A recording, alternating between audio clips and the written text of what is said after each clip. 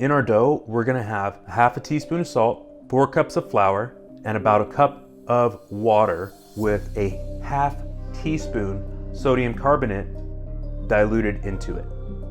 This is what's gonna make the noodles slippery and chewy and have that kind of alkaline feeling. Once the dough gets to where you can feel the moisture getting absorbed into the flour, you're pretty much ready to go. Turn our dough out onto the table and knead it just a little bit. See you in an hour. Let's roll some dough. I have a tray to put the noodles on and my pasta cutter. Make sure you start with your KitchenAid attachment on number 1, the widest setting. I like to roll it down as flat as I can.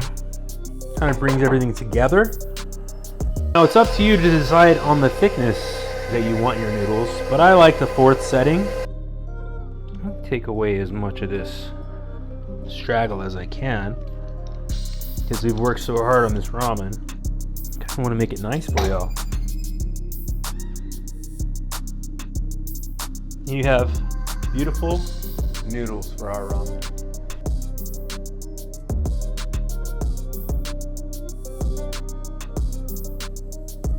So our broth and our noodle water are going.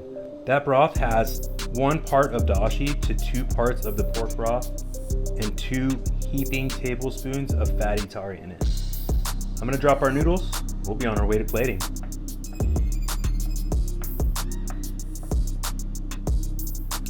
Let's taste one, see how it is.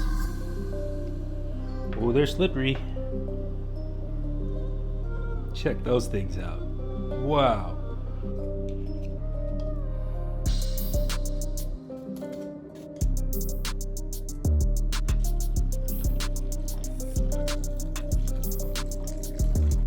Now we'll get our toppings in. Start with our pork belly, soft egg, scallion, nori, kamaboko, toasted sesame seeds, and some togarashi for spice. Hope you enjoyed cooking some ramen with me today. If you like this video, please subscribe, give it a like, and check out another one of our great videos on Pro Chef Cuts.